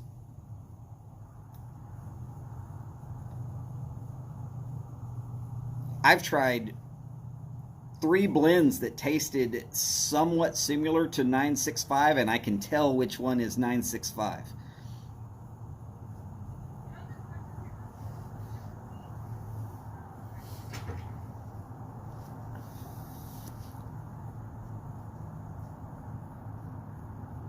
And I could tell when a blend is close to 965. And I really like 965.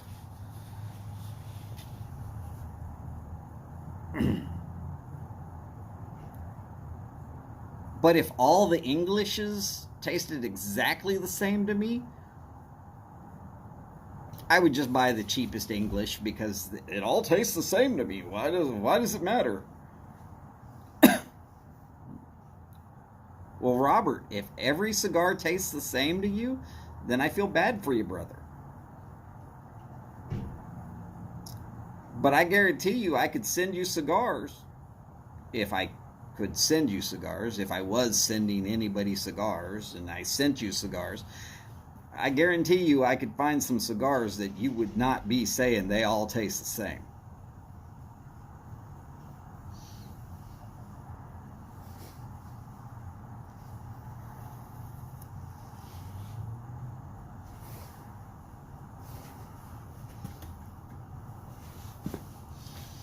I mean, there is no way, shape, or form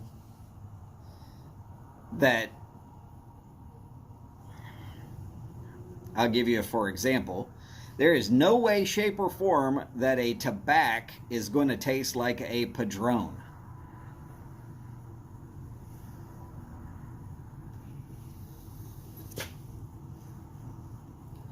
No, Robert, I said could. I didn't say I was, I said could.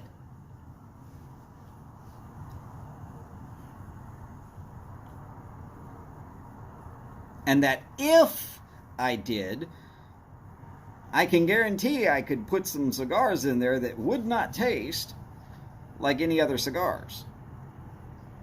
I guarantee you that an acid cigar is not going to taste like an Opus X.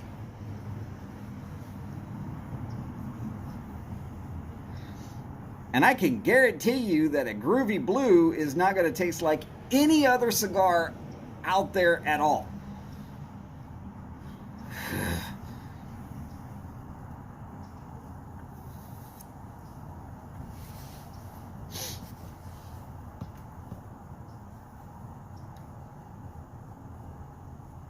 But if after smoking those you still said they all tasted the same, I would be like, well, all right.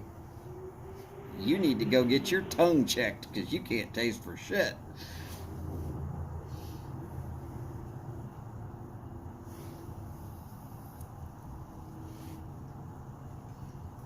Oh, okay. Sorry, Robert. Just saying. There are way too many cigars out there that taste way too different. If all cigars tasted the same, there would be like 2 brands of cigars and that would be it.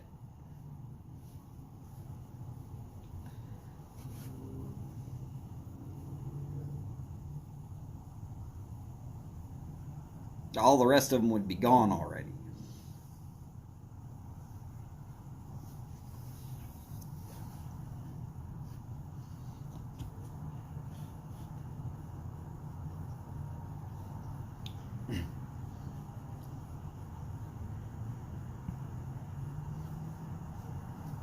That'd be like telling James that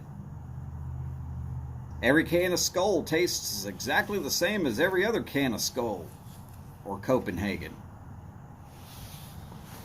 Well, Skull doesn't taste anything like Copenhagen, so now what are you doing?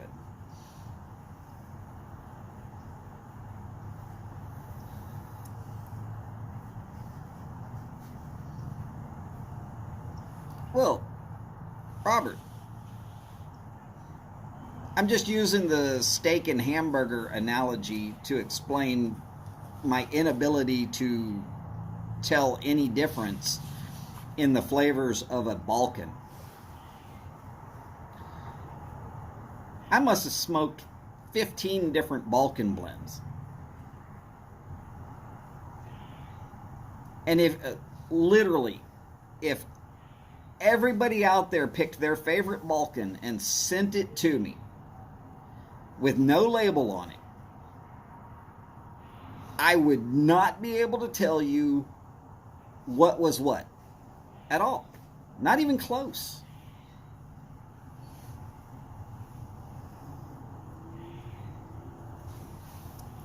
Come on, James, you know better than that. I make steaks so good, even my mother-in-law will eat them. And she won't eat a steak for shit.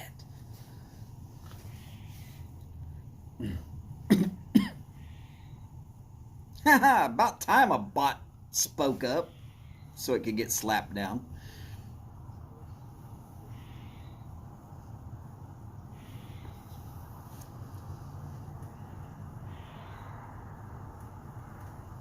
James, I'm sure you're pretty good at it.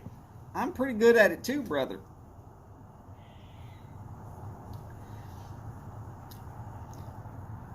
Probably the best ones I ever did, I seared sprigs of rosemary to each side of it. They came out so good. And I've been trying to figure out exactly what I did that one time. And I get close, but I've never quite duplicated it. I should have wrote that down.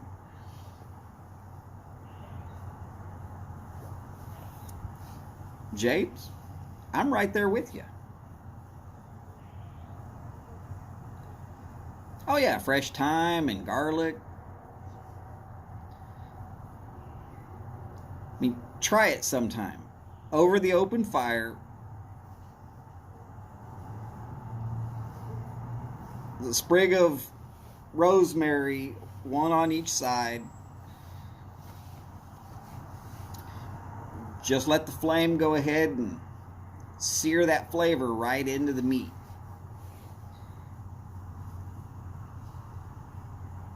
Some good shit. I knew it was good when my mother-in-law ate a full 12-ounce steak. Her normal size steak is like a 6-ounce. That's it. That's about as much as she's going to eat. She ate a full 12-ounce steak. And my wife goes on and on about those steaks. They were ridiculous good.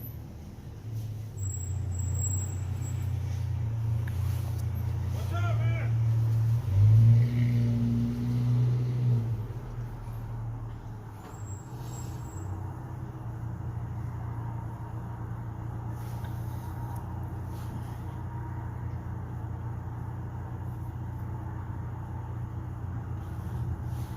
Uh-oh. Well, Boris, I'm not trying to... I was only using the steak and hamburger analogy to put an extreme out there so that it would be a whole lot easier to understand. I can tell the difference between steak and hamburger. But if I couldn't, I'd be a shitty ass cook.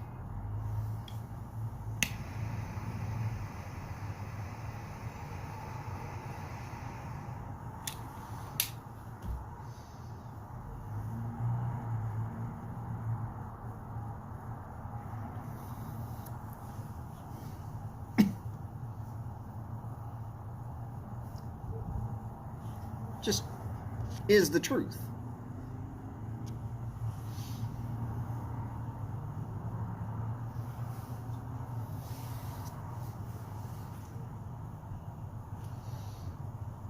Now, personally, I like Latakia.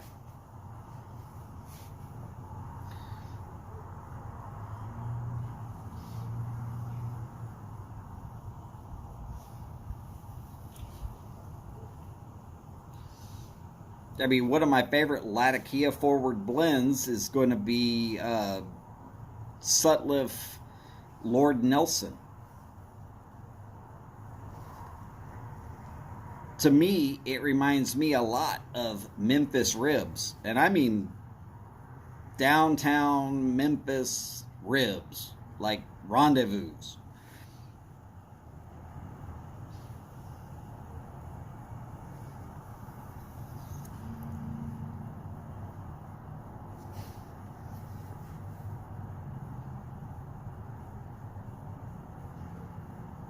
Oh, I hear you, James.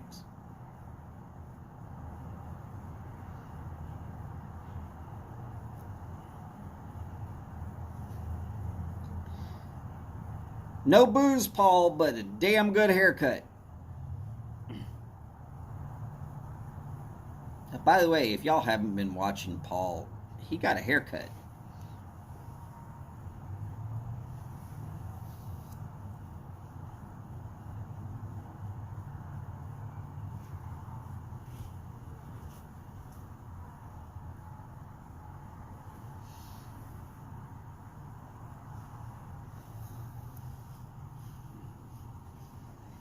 Me too, James. Especially when it gets cold. the last couple of days while I've been hanging out with y'all, if y'all haven't seen me talking much, it's because as the fingers get a little colder, I'm like, the hell with it. By the time I hammer out a sentence, it's already 3 subjects later.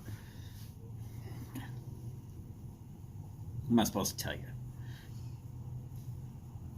By the way, what time does Matt go live?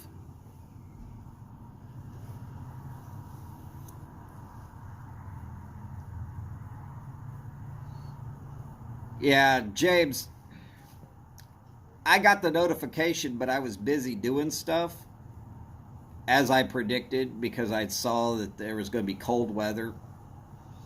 Like this whole week, I've been busy trying to gather plants to the generalized area so I can make sure that I don't have destroyed plants, so that my mother-in-law will not be griping at me for not doing enough. Hey, I was tardy today because I was working on that.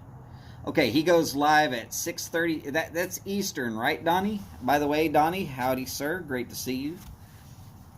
So that would be about 5 minutes from now.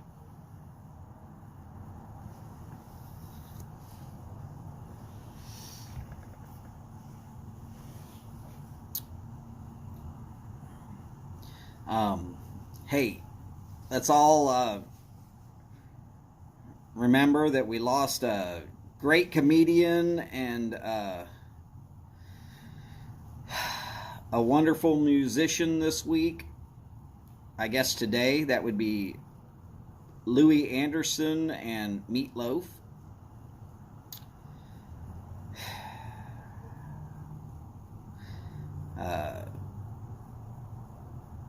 Make sure you check out the briarreport.org. The blog always has some interesting stuff in it.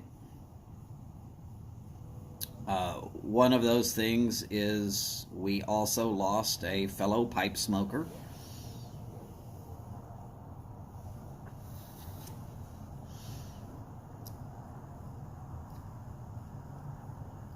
But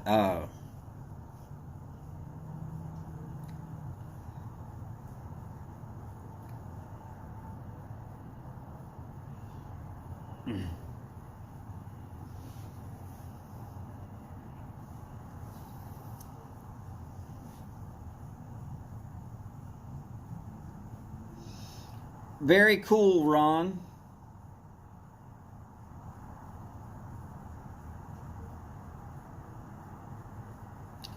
It all worked out. God's got a plan.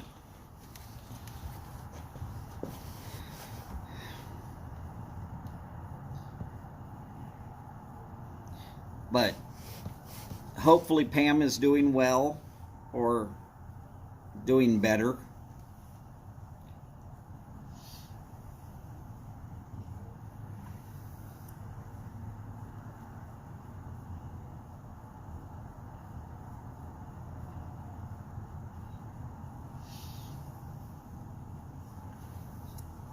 So, Paul, is that where you got your love for thongs?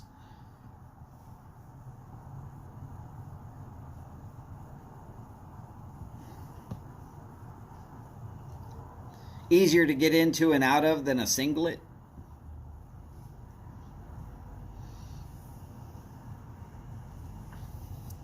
Oh, good Lord. Drinking cold coffee again, Ron. That's horrible.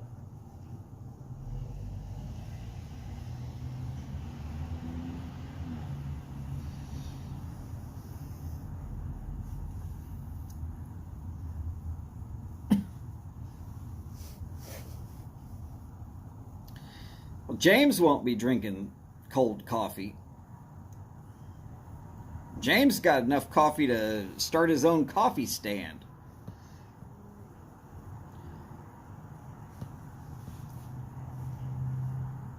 Of course, if he did that, Starbucks would probably set up a coffee stand right on the other corner.